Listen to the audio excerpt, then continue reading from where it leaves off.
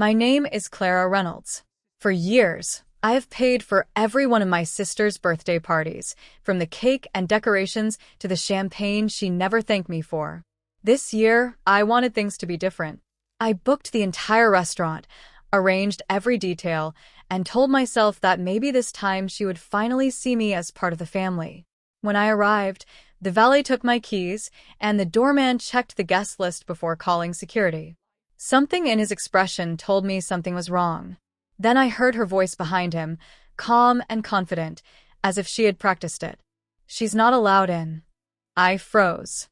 My sister stood there in a shimmering gold dress, smiling as if nothing about the moment was cruel. My parents were beside her, silent and motionless. Then my father laughed quietly and said, "You really thought you were welcome?" My mother gave a small smile, her eyes showing no hint of sympathy. I waited for someone to say something to remind them that I was the one who paid for everything.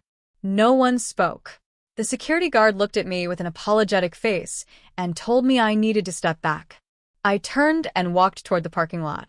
The music inside faded as the doors closed behind me. Sitting in my car, I opened my phone, typed a message, and pressed send.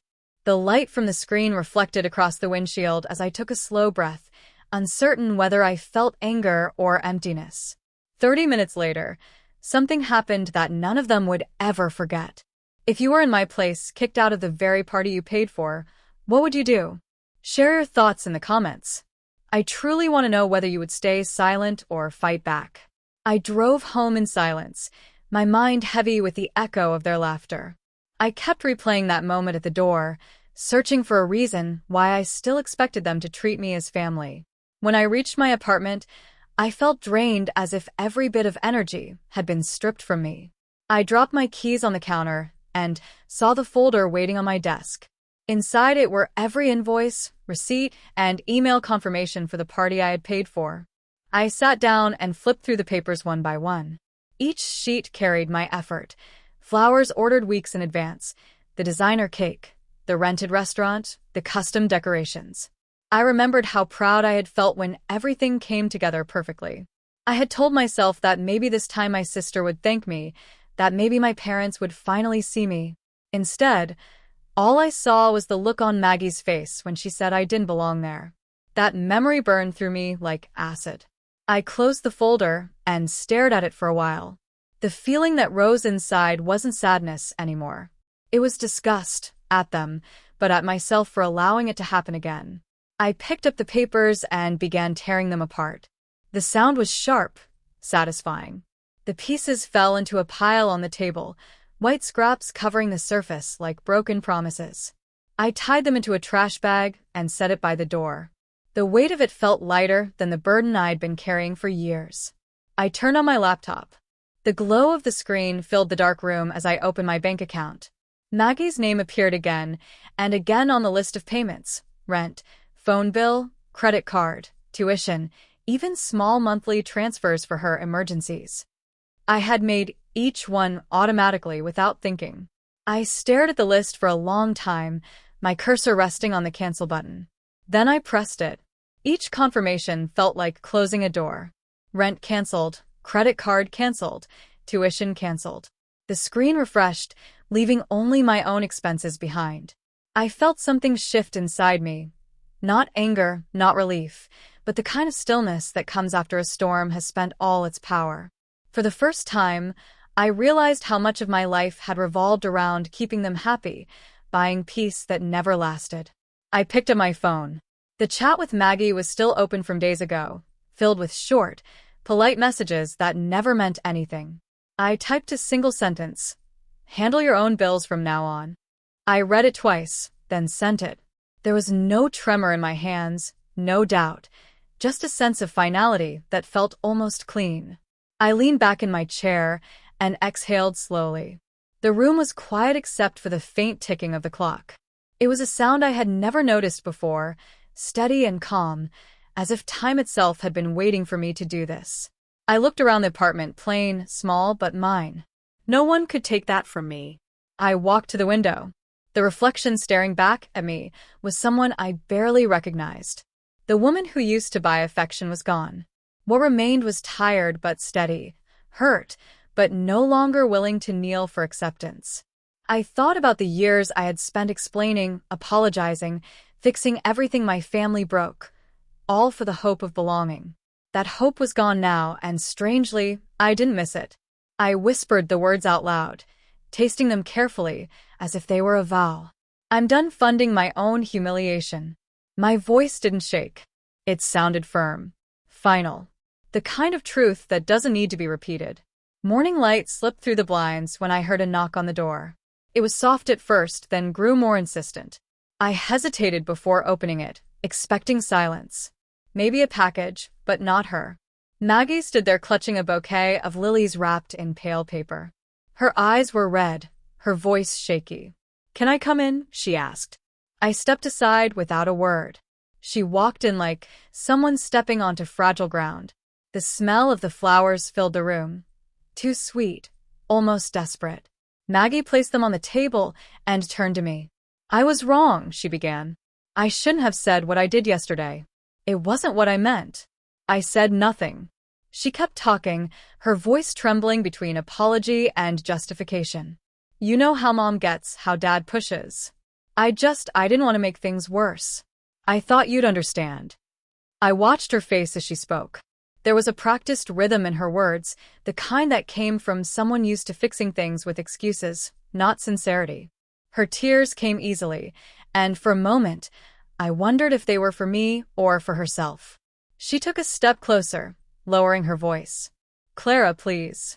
I can't do this without your help. Rent's due in a week and my cards are maxed out. You've always been the one I could count on. I'll change. I promise." The word promise hit me harder than I expected. I had heard it too many times. Promises of appreciation, of gratitude, of change. Every one of them had dissolved the moment she got what she wanted. I let her finish speaking, then took a slow breath before answering. "You'll have to stand on your own for once." My voice came out calm, almost gentle, but I saw the flicker in her eyes, hurt, disbelief, and something sharper underneath. She stared at me for a few seconds, then scoffed. "So that's it? After everything I've been through?" I didn't respond. She grabbed her purse, her tears vanishing as fast as they had appeared. "You think you're better than me now, don't you?" Her tone cracked. "Fine, don't help me, but don't come crying when you end up alone." She stormed out the door, slamming it hard enough to shake the frame. For a long time, I didn't move. The bouquet sat on the table, petals trembling slightly from the draft. I thought about throwing it away but didn't. Instead, I made coffee and sat by the window. The apartment was quiet again, the kind of quiet I had longed for. I told myself this was peace, not emptiness. That illusion lasted until later that afternoon. My phone buzzed nonstop with notifications. At first, I ignored them, assuming work emails or reminders. Then I saw Maggie's name trending on social media. She had posted a long caption under a photo of herself crying, claiming her jealous sister cut her off financially out of spite. She didn't mention my name, but the details were too specific to mistake. "Some people act generous just to hold power over you," she wrote. "And when you stop worshiping them, they show their true face." The comments came fast, friends, acquaintances, even strangers, chiming in, calling her brave, calling her sister cruel. I read every word without flinching. For years, I had been her silent benefactor, the invisible hand that kept her life from falling apart. Now she had turned me into a villain to feed her own story. I closed the app, not out of anger, but final understanding. I deleted her number, her messages, her contact from every account. It wasn't rage that guided me, just the certainty that I was done playing her part. I walked to the trash and dropped the bouquet inside. The flowers were already wilting, their stems bending under their own weight. For the first time in years, I felt something close to freedom. It didn't roar or announce itself. It just settled quietly, like air filling a space that had long been empty. The next morning began like any other. I was brewing coffee when my laptop chimed with a new email. The sender's name stopped me mid-motion. Jenna Myers. It had been years since we last spoke. She was a colleague from the firm I used to work for, someone who had quietly stood by me during long nights and silent humiliations I never shared with family. I hesitated for a second before clicking open. The subject line read, "You should see this." Inside was a short message. "Found this while editing last week's event footage. You deserve to know." Below her note was a single video file labeled backstage_to_MOV. My stomach tightened as I pressed play. The screen filled with shaky behind-the-scenes footage, decorators adjusting tablecloths, waiters carrying trays, the soft buzz of conversation before guests arrived. Then I saw her, Maggie, standing near the bar with two friends, laughing, holding a champagne flute. Her voice came through clearly over the background noise. "It's her money anyway," she said, grinning. "She'll pay even if she doesn't come." The words hit me like a physical blow. For a moment, I couldn't breathe. The laughter around her felt sharper than glass, each sound cutting deeper than the last. The video continued, showing her giving orders, posing for pictures, smiling for the camera. The perfect hostess of a party I had unknowingly funded for my own humiliation. I replayed the clip again and again as if repetition might dull the sting. But it didn't. The more I watched, the less anger I felt. What replaced it wasn't calm nor forgiveness, but a vast emptiness, a quiet realization that this had never been about misunderstanding. It had always been about entitlement. She never thought she had to earn anything because she knew I would always pay the bill, literally and emotionally. When I finally stopped the video, my coffee had gone cold. The email notification blinked again. Jenna had sent a follow-up. "I remember how proud you were when you told me about the party," she wrote. "You didn't deserve that. You deserved better." For the first time in a long while, someone said something that didn't sound like pity or judgment, just truth. I sat there for several minutes reading her message over and over. My reflection in the dark screen looked almost unfamiliar.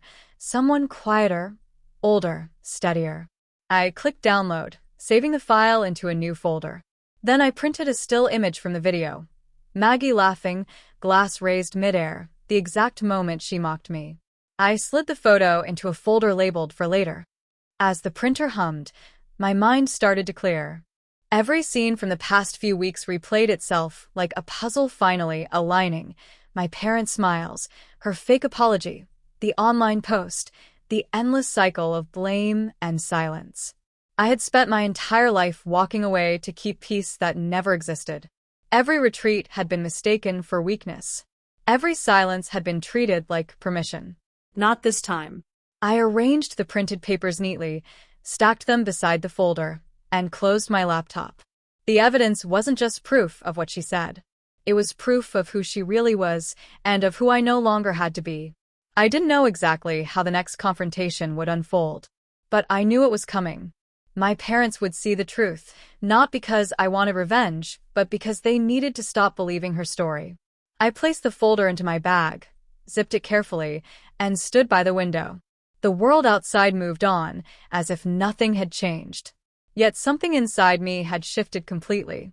For the first time, I wasn't the one running from the noise. I was ready to face it. I turned off the lights, picked up my keys, and whispered the words I had waited years to mean. This time, I wasn't walking away. The house looked exactly as I remembered. Too clean, too quiet, as if it had been frozen in time. I parked across the street and sat for a moment, watching the lights flicker in the living room window. Inside, I could see my parents sitting together on the couch. The television was on, though neither of them seemed to be watching it. My mother's posture was rigid. My father's expression fixed in that familiar mask of detachment. When I knocked, there was a long pause before the door opened. My mother, Renee, greeted me with a cautious smile. "Clara, we weren't expecting you." Her tone carried the same politeness she reserved for neighbors or distant relatives. I stepped inside without waiting for an invitation. My father, Richard, looked up from the couch but didn't rise. The faint sound of a game show filled the silence between us. I didn't waste words. I set my bag down, pulled out the printed still from the video, and placed it on the coffee table. Then I opened my laptop and pressed play. The recording began. Laughter, clinking glasses, the glitter of the party lights. And then Maggie's voice filled the room. It's her money anyway. She'll pay even if she doesn't come. No one spoke. The only sound was the faint hum of the television in the background. Renee shifted in her seat, glancing at my father as if silently asking him to do something. Richard leaned forward, elbows on his knees, staring at the frozen frame of Maggie's smiling face on the screen. Family issues shouldn't go public, he finally said, his voice low but firm.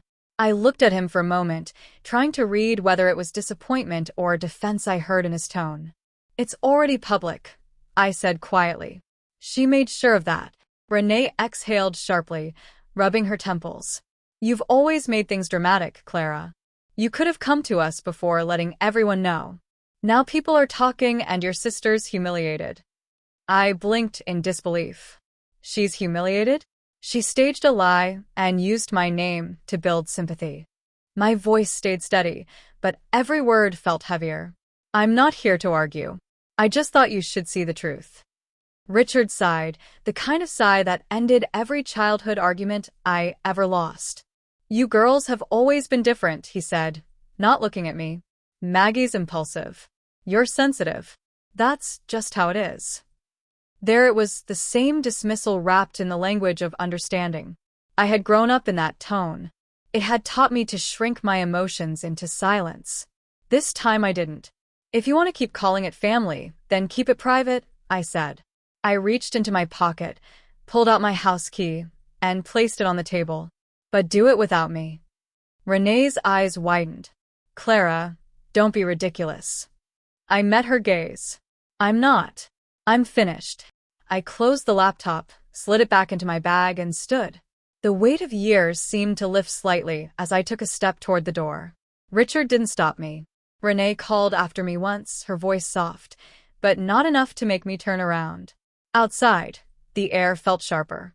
I walked to my car, the crunch of gravel underfoot oddly comforting. My phone buzzed in my pocket just as I reached for the door handle. Maggie's name flashed on the screen. I let it ring until the sound faded into silence. Then I switched the phone off. Through the car window, I could still see the glow from the living room, my parents sitting where I'd left them, unchanged, unmoved, and unwilling to see. For the first time, I didn't feel anger, just finality. I started the engine and looked straight ahead.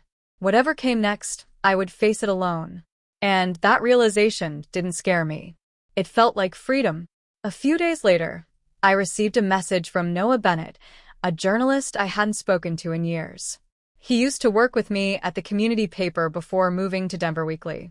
His message was brief. Saw, what's been happening? You deserve to tell your side.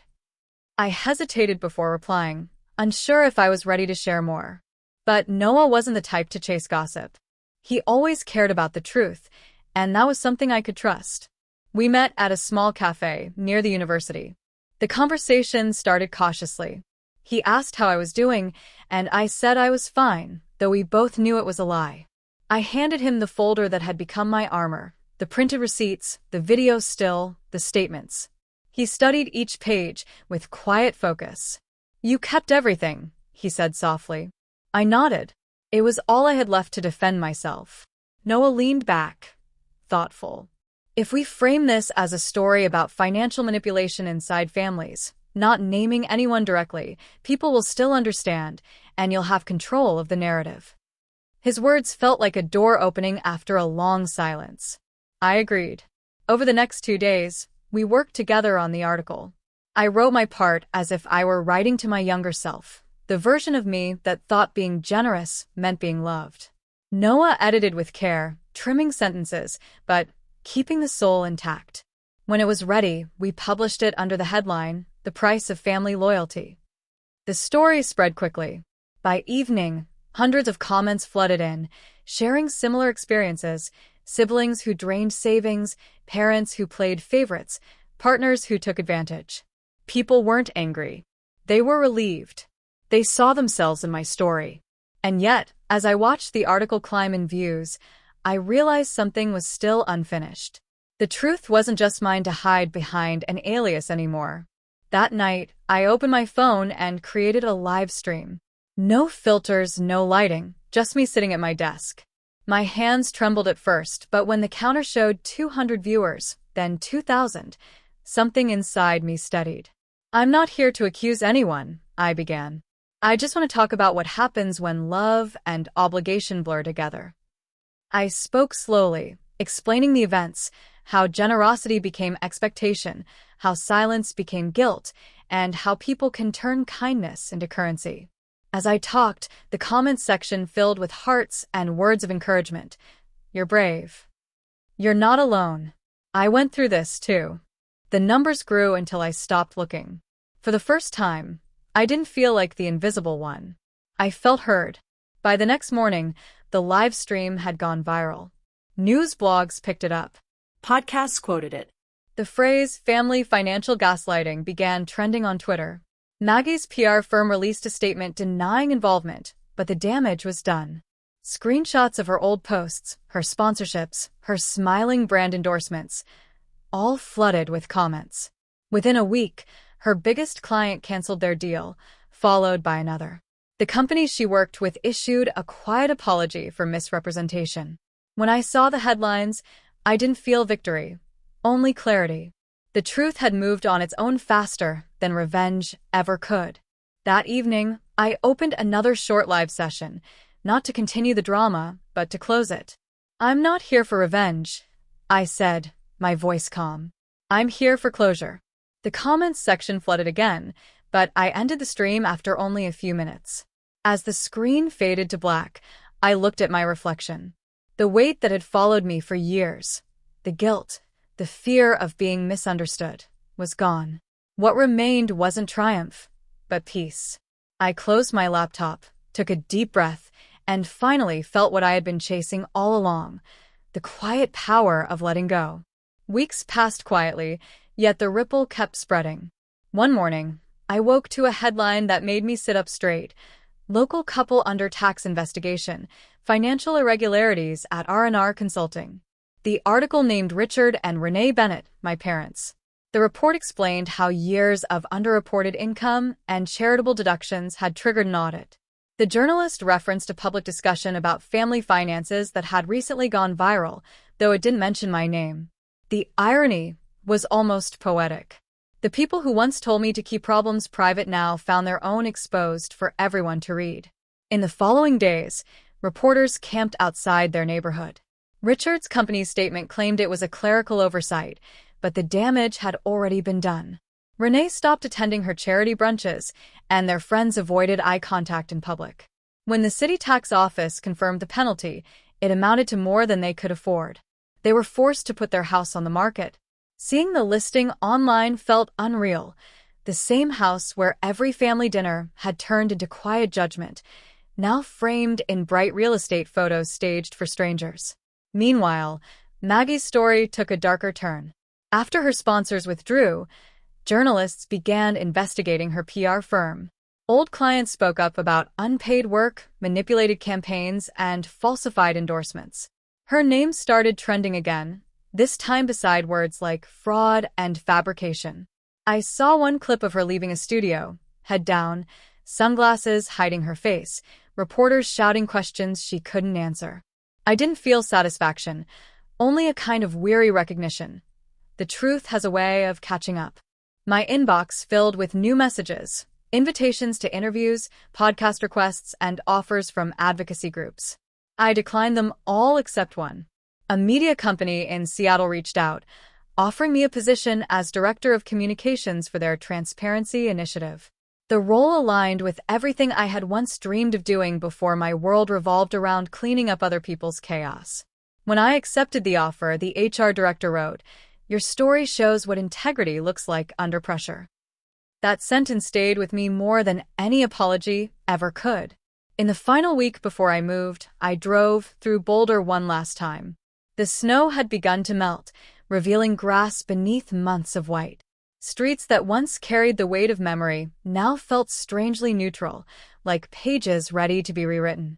I packed the last box and turned off the lights in my apartment. As I checked my phone for directions, a notification appeared. One new message from Maggie. It read, "I didn't think you'd actually leave." For a long moment, I stared at the screen. There was no anger left, no resentment, not even pity, only understanding. Maggie had built her world around control, controlling narratives, people, and outcomes. My leaving wasn't just distance. It was proof that she no longer had any power over me. I deleted the message without replying. At the airport the next morning, the sky over the Rockies glowed pale blue. My flight to Seattle was boarding. I looked out the window as the plane rose above the clouds, Boulder shrinking into a patchwork of snow and rooftops. My chest tightened, not from grief, but release. For the first time, I felt untethered. As sunlight filled the cabin, I whispered to myself, leaving wasn't running away. It was freedom. The words felt light like air. The past had lost its grip, and what lay ahead was not revenge, not redemption, but a beginning. Life in Seattle moved quietly, almost like the city had been waiting for me to arrive. My new apartment overlooked a stretch of water that shimmered silver every morning. I kept my days simple: work, walks, coffee with colleagues who knew nothing about my past. There were no dinner invitations I felt forced to attend. No family calls loaded with guilt. Peace, I learned, wasn't loud. It was steady. At work, I rebuilt what I had once lost: trust in myself. My team respected me, not for what I had endured, but for how I worked. I no longer needed validation from anyone who measured worth through convenience or appearance. Each day, as I closed my laptop, I felt a small, certain pride, the kind that grows quietly like roots beneath the surface. Sometimes late at night, messages appeared in my inbox from people I had never met. Your live stream helped me talk to my mother. I finally stood up for myself after watching your story. Thank you for showing that walking away isn't weakness.